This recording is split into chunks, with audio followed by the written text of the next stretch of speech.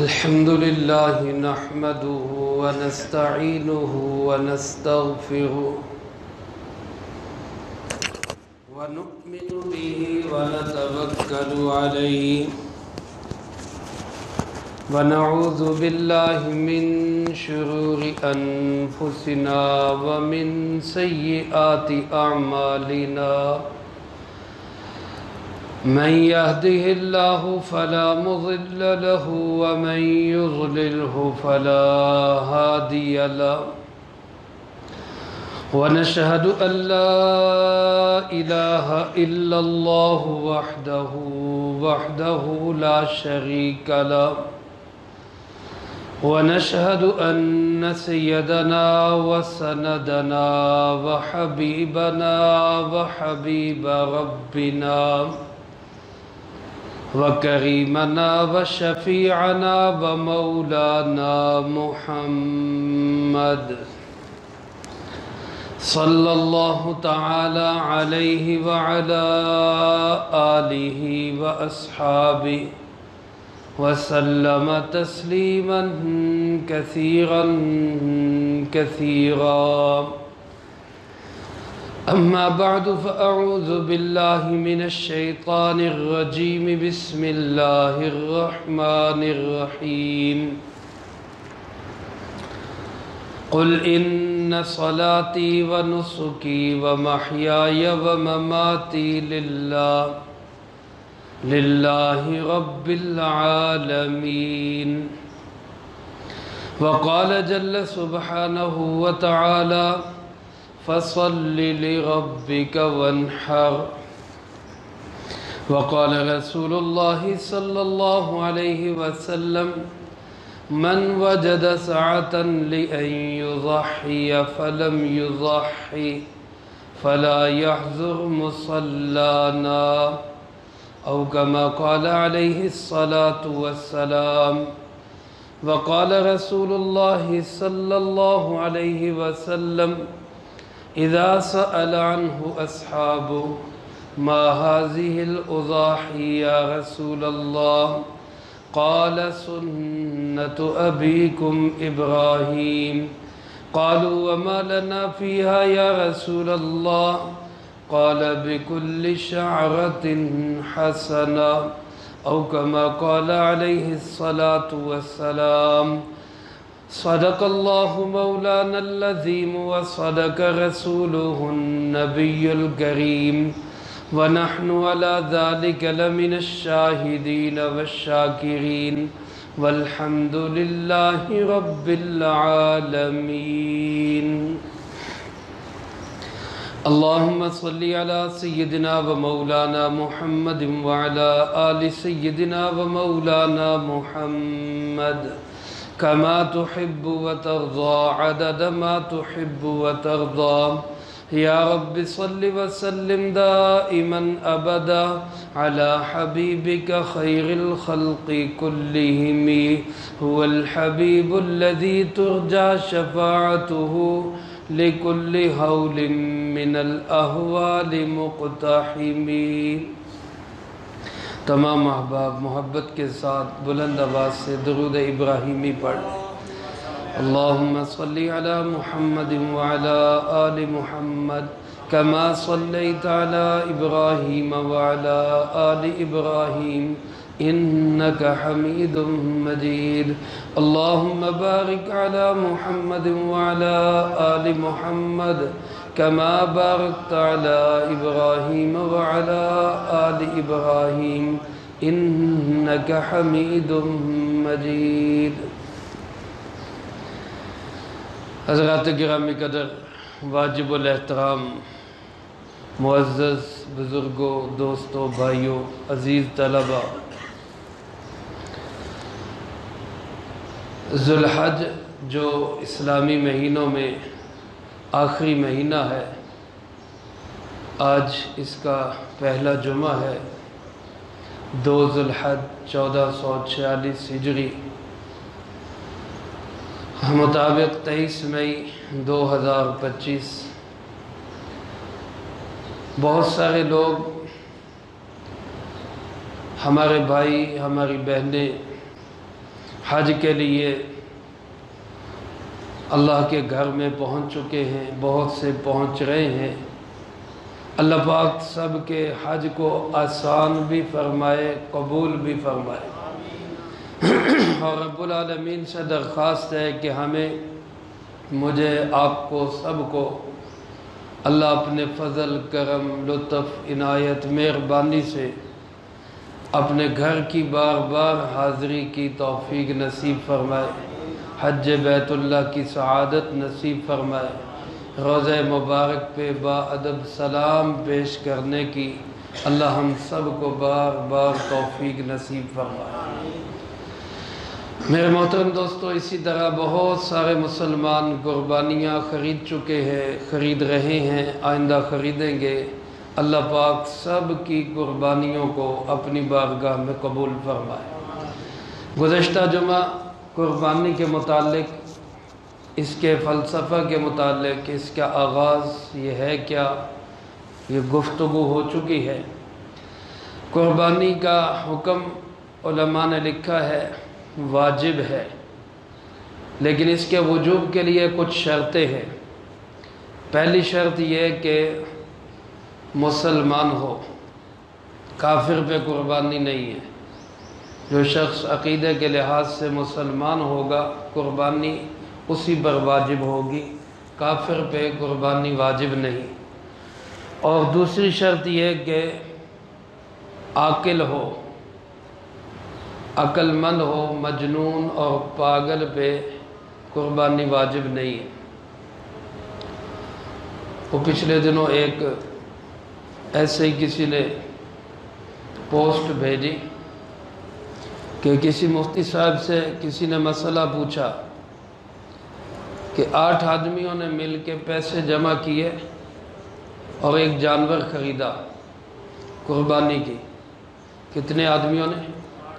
8 آدمیوں نے۔ حصے کتنے ہوتے؟ 7۔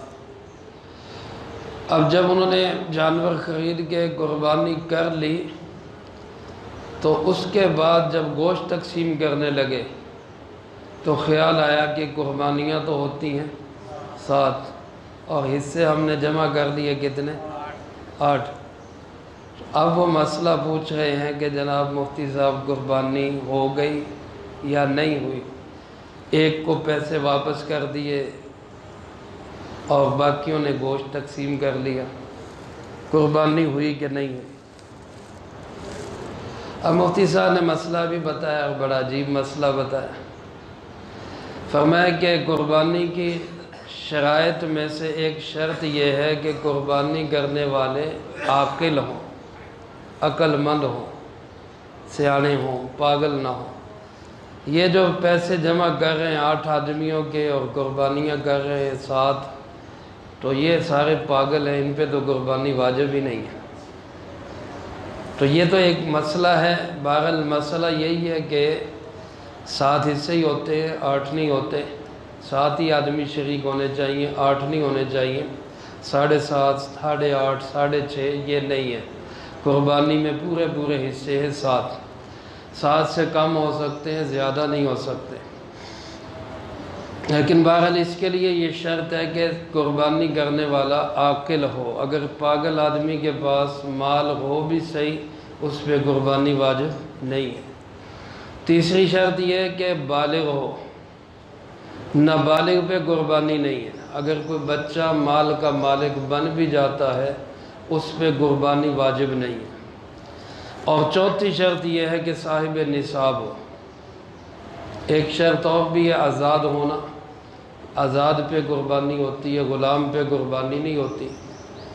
یعنی شخصی طور پر، قومی طور پر تو ہم سارے ہی غلام ہیں، پھر تو سارے ہی قربانی سے آزاد ہو گئے۔ ہم سارے، ہمارے اشرافیہ، ہمارا طبقہ سب نے ہمیں غلام بنائے ہوئے ہیں، لیکن شخصی غلامی مراد یہ ہے۔ تو پہلی شرط یہ ہے کہ مسلمان ہو، دوسری شرط یہ ہے کہ عاقل ہو، تیسری شرط یہ ہے کہ بالغ ہو، چوتھی شرط یہ ہے کہ صاحب نصاب ہو۔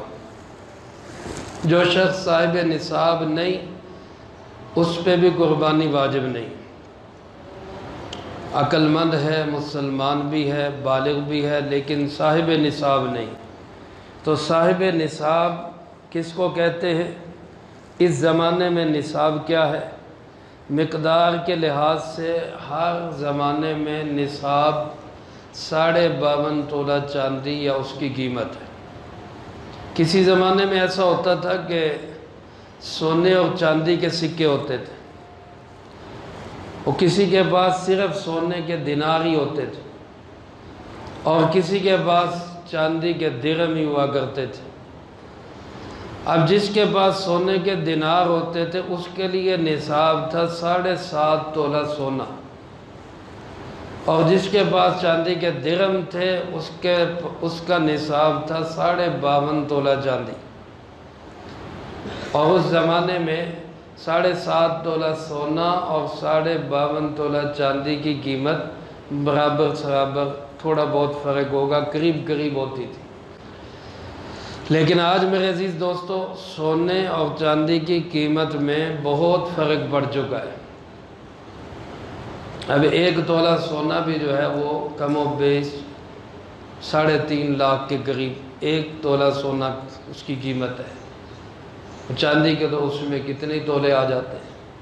تو اس لیے اب نصاب جو ہے، اور چونکہ اب آج کل سونے چاندی کے ساتھ ساتھ روپے پیسے بھی ہوتے ہیں، سونا اگر ہے اس کے ساتھ روپے پیسے بھی گھروں میں ہوتے ہیں، اس لیے علماء نے اس زمانے میں نصاب لکھا ہے 52.5 تولہ چاندی یا اس کی قیمت۔ 52.5 تولہ چاندی یا اس کی قیمت یہ نصاب ہے۔ اب اس کی قیمت جو ہے آج کے اس زمانے میں تقریباً 1,80,000 روپے بنتی ہے، 52.5 تولہ چاندی کی قیمت۔ تو اب 1,80,000 روپے گویا کہ اس سال 1446 ہجری 2025 میں قربانی کا نصاب 1,80,000 روپے ہے تقریباً۔ اب 1,80,000 کی مالیت کا جو انسان مالک ہے اس میں قربانی واجب ہے۔ 1,80,000 روپے کے اس کے پاس نقد کی شکل میں ہے، 5 چیزیں دیکھی جائیں گی اس میں، 5 چیزوں کا اس میں اعتبار کیا جائے گا۔ 5 ملا کر یا 5 میں سے کوئی ایک چیز اتنی مالیت کی ہو جائے 1,80,000 روپے کے برابر، تو اس شخص پہ قربانی واجب ہوگی۔ اب میں آپ خود اپنا جائزہ لے سکتے ہیں کہ ہمارے اوپر قربانی کا کیا حکم ہے۔ سونا دیکھا جائے گا کتنا ہے۔ اگر سونا 1,80,000 روپے مالیت سے زیادہ ہے تو قربانی واجب ہوگی۔ مثال کے طور پہ کسی کے پاس آدھا تولہ سونا بھی ہے تو وہ تقریباً 1,80,000 روپے بن جاتا ہے۔ اس حساب سے اس پہ قربانی واجب ہوگی۔ اور اسی طرح اگر چاندی اتنی ہے جس کی مقدار 52.5 تولہ ہے تب بھی قربانی واجب ہوگی، یا نقد کیش اتنا ہے، چاہے بینک میں پڑا ہوا ہے، چاہے اپنے پاس ہے، چاہے کسی کو ادھار دے رکھے ہے، اگر اس کی مالیت 1,80,000 روپے تک بن جاتی ہے تو قربانی واجب ہے۔ اسی طرح کسی کے پاس سامان تجارت ہے، یعنی قابل فروخت چیز دکان میں ہے، گھر میں رکھی ہوئی ہے، کوئی پلاٹ ہے جو فروخت کے لیے ہے، کوئی اور چیز ہے جو خرید و فروخت کے لیے رکھی ہے، اور اس کی مالیت 1,80,000 روپے یا اس سے زیادہ ہے تو اس پہ قربانی واجب ہے۔ اور 5ویں چیز جو اس میں دیکھی جاتی ہے، یہ 4 چیزیں تو زکوٰۃ میں بھی دیکھی جاتی ہیں، سونا، چاندی، نقدی اور سامان تجارت۔ 5ویں چیز جو قربانی میں دیکھی جاتی ہے، زکوٰۃ میں نہیں دیکھی جاتی، وہ ہے ضرورت سے زائد سامان۔ ضرورت سے زائد سامان کی تفصیل یہ ہے کہ جو چیز انسان کی بنیادی طبعی جسمانی ضرورت سے تعلق نہ رکھتی ہو، وہ ضرورت سے زائد چیز ہے۔ مثلا گھر کے اندر فریج کا ہونا، واشنگ مشین کا ہونا، اے سی کا ہونا، یا اسی طرح دوسری ضرورت کی چیزیں ہیں، یہ ساری ضرورت کی چیزیں کہلاتی۔ دوسری طرف LCD ہے، بہت زیادہ مہنگے موبائل ہیں، یا اپنی انٹرٹینمنٹ کے لیے لیپ ٹاپ وغیرہ کوئی اور چیزیں رکھی ہوئی ہیں، کام کے لیے نہیں، صرف انٹرٹینمنٹ کے لیے، تو یہ ساری چیزیں ضرورت سے زائد کہلاتی۔ اگر ان سب چیزوں کی یا کسی ایک چیز کی مالیت 1,80,000 روپے تک ہو جاتی ہے تو اس شخص پر قربانی واجب ہے۔ اب یہ میرے عزیز دوستو ہر گھر کے ہر فرد نے اپنا حساب کرنا ہے، نابالغ نہیں، پہلے میں عرض کر چکا ہوں نابالغ پہ قربانی نہیں ہے، بالغ پہ قربانی ہے۔ گھر کے جتنے افراد ہیں ہر فرد بالغ فرد اپنا نصاب دیکھے، آیا میں اتنی مالیت کا مالک ہوں یا نہیں۔ اگر اتنی مالیت یعنی 1,80,000 روپے کا عید کے دنوں کے اندر مالک ہے تو اس پہ قربانی واجب ہے، اور اگر نہیں ہے تو قربانی واجب نہیں ہے۔ لیکن ایک چیز ہمارے یہاں کہتے ہیں جی گھر کے ایک آدمی نے قربانی کر دی سب کی طرف سے ہو گئی، یہ بات بالکل غلط ہے۔ ایک کے قربانی کرنے سے اسی ایک کی قربانی ہوگی، ہاں واجب نہیں ہے سارے مل کے تھوڑا تھوڑا حصہ پا کے کسی ایک کو کہتے ہیں کہ جناب آپ اپنی طرف سے قربانی کر لیں ہم سب کو ثواب مل جائے گا، لیکن واجب کسی پہ نہیں ہے۔ پھر سب نے تھوڑے تھوڑے پیسے جمع کر کے حصہ ڈال کے ایک کو مالک بنا دیا، اس نے آگے ایک حصہ ڈال لیا، یہ ایک قربانی لے کے کر لی، وہ ثواب سب کو مل جائے گا کیونکہ واجب کسی پہ نہیں تھی۔ لیکن اگر باپ کے پاس خود اتنی مالیت ہے، بیٹے کے پاس خود اتنی مالیت ہے، بہو کے پاس خود اتنی مالیت ہے، بیگم خود اتنی مالیت کی مالکہ ہے، تو ہر ایک پہ الگ الگ قربانی واجب ہے۔ 1,80,000 روپے تک کا اس سال 1446 ہجری میں عید کے دنوں کے اندر جو شخص مالک ہوگا اس سب پر قربانی واجب ہوگی، اور ہر فرد اپنی اپنی قربانی ادا کرنے کا ذمہ دار ہے۔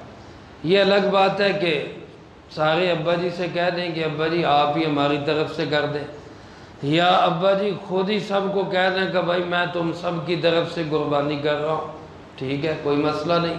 لیکن جو قربانی نہیں جس کی ہوگی ادا نہیں کی جائے گی وہ شخص گناہگار بھی ہوگا، اور قربانی کے جتنے اس کے ذمے پیسے بنتے ہیں، اور یہ بھی یاد رکھے علماء نے مسئلہ لکھا ہے قربانی کے دنوں میں حصہ ڈال لے، شریعت نے آپ کو اجازت دی ہے، لیکن اگر قربانی واجب تھی آپ نے قربانی نہیں کی اور عید کے دن گزر گئے، اب حصہ نہیں ڈال سکتے، اب ایک سالم بکرے یا بکری کی قیمت وہ صدقہ کرنا ضروری ہوگا، وہ صدقہ کرنا ضروری ہوگا۔ اور عید کے دنوں میں یہ رعایت ہے آپ نے قربانی کر لی، جانور کی گردن پہ چھری چلا دی، خون بہا دیا، قربانی آپ کی ملکیت سے نکل کے اللہ کی ملکیت میں چلی گئی، آپ کی ملکیت ختم ہو گئی۔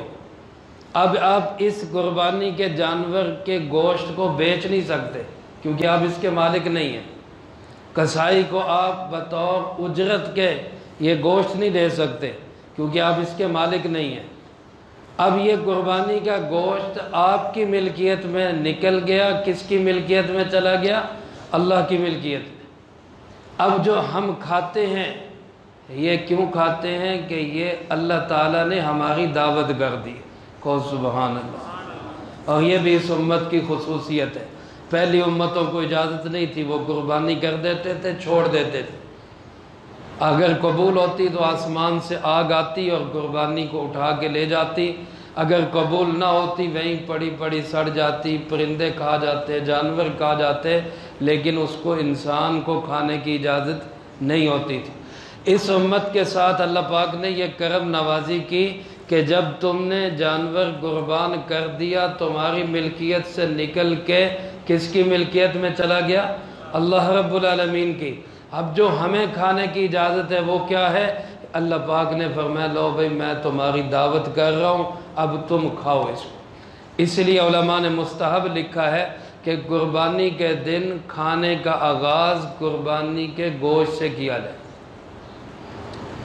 آپ کی میری کوئی دعوت کرے اور ہم جو ہے دعوت پہ پہنچنے سے پہلے اچھی طرح ٹینکی فل کر کے جائیں اور وہاں مہمان نے اچھے اچھے کھانے تیار کیے ہوں اور ہم کہیں کہ جناب ہم تو فل ہیں بس راستے میں کھا لیا ہو، تو وہ کیا ہے؟ اچھا محسوس کرے گا کہ برا محسوس کرے گا؟ بھائی جب میں نے تمہاری دعوت کی تھی تو تم کھا پی کے کیوں آ گئے؟ تم یہاں آ کے کھاتے۔ اللہ پاک بھی یہی چاہتے جب میں نے تمہاری دعوت کی ہے تو پھر میرے ہی کھانے سے آغاز کرو، اپنے اپنے کھانے نہ کھاؤ۔ لیکن اس کو بعض لوگ سمجھتے عید کے دن روزہ ہوتا ہے، عید کے دن روزہ نہیں ہوتا، پانی پی سکتے ہیں، چائے پی سکتے ہیں، کسی نے دوائی لینی ہے دوائی لے سکتا ہے، کوئی مجبور ہے بیچارہ چھوٹا موٹا ناشتہ کیے بغیر آنکھیں ہی نہیں کھلتی، جیسے ہمارے بعض لوگوں کو بیڈ ٹی کی عادت ہوتی ہے، کہتے ہیں چائے پیتے ہیں تو آنکھ کھلتی ہے، تو چائے پی سکتے ہیں، روزہ نہیں ہے۔ البتہ کوشش کریں کہ کھانے کا آغاز وہ قربانی کے گوشت سے کیا جائے۔ تو بہرحال میں عرض یہ کر رہا تھا کہ یہ قربانی گھر کے جو فرد صاحب نصاب ہیں سب پہ قربانی واجب۔ اس لیے میرے عزیز دوستو اپنا سب اپنے اپنے گھر کا جائزہ لیں، جتنے افراد پہ قربانی واجب ہو سب کی طرف سے قربانی کریں۔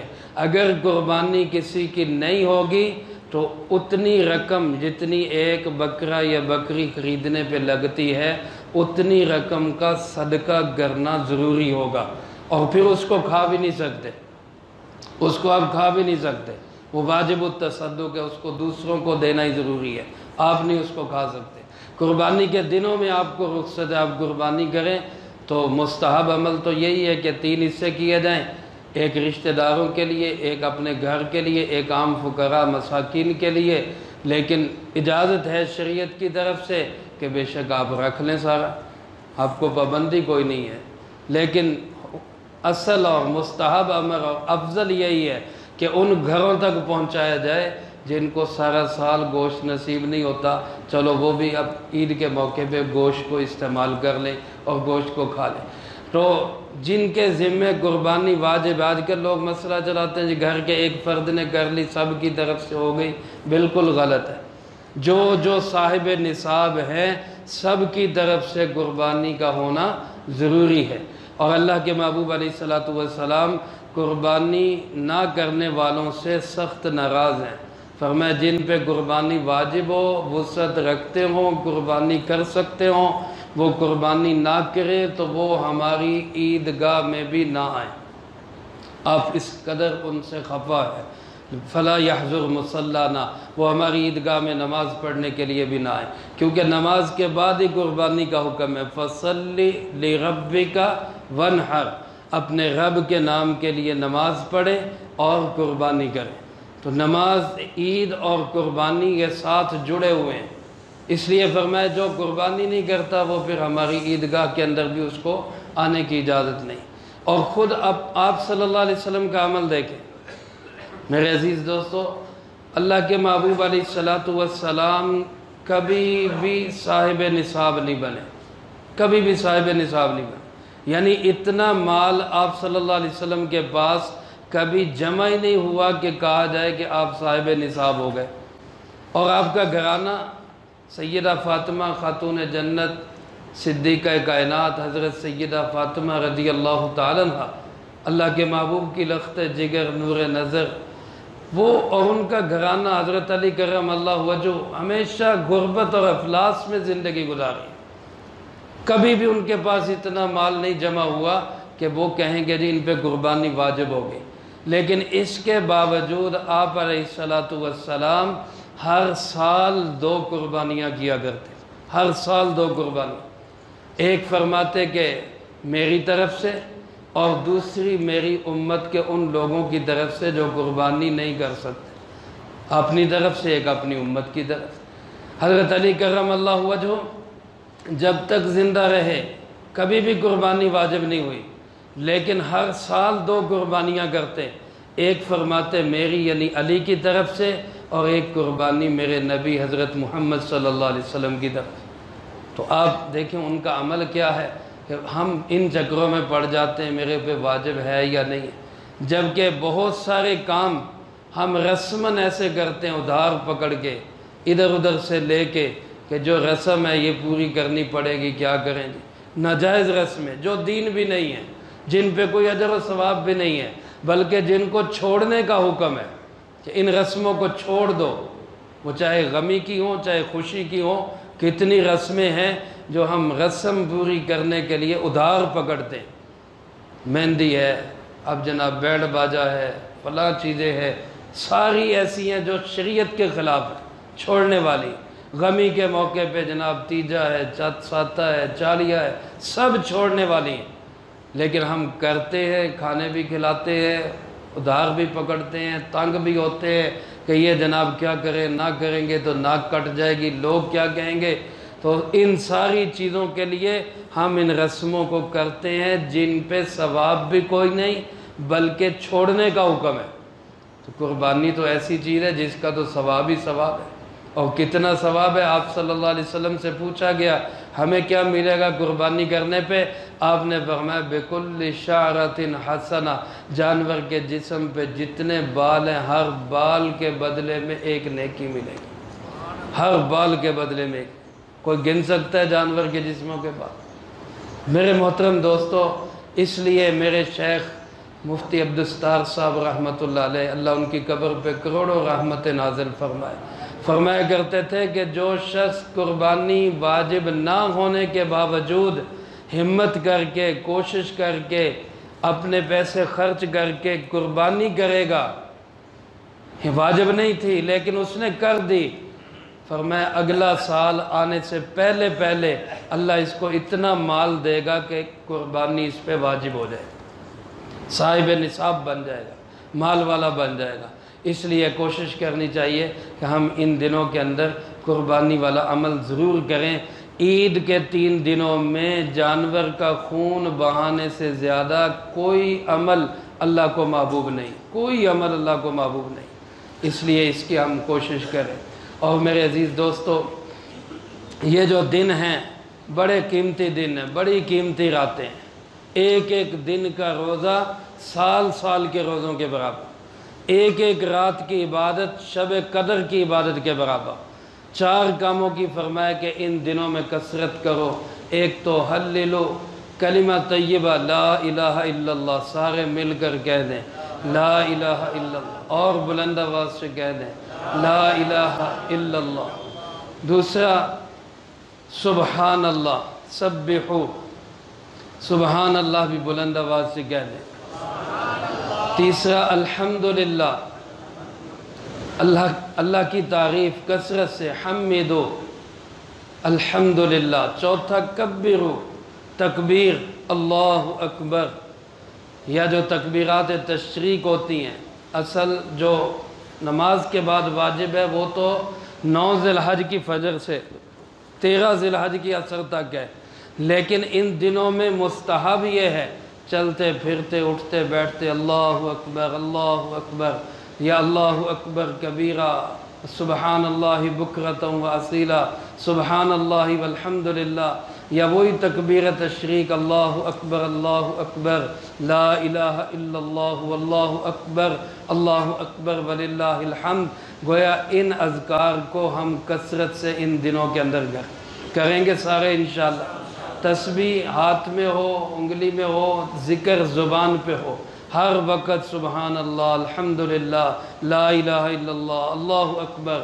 بڑے ہی قیمتی دن ہیں، ہم ان اوقات کو، ان گھڑیوں کو ضائع نہ کریں۔ اللہ پاک مجھے آپ کو سب کو ان قیمتی دنوں اور راتوں کو اور زیادہ قیمتی بنانے کی توفیق نصیب فرمائے۔ جو کہا سنا اس کو زندگی میں لا کے دوسروں تک پہنچانے کی توفیق عطا فرمائے۔ وآخر دعوانا ان الحمدللہ رب العالمین، سنت ادا فرمائے۔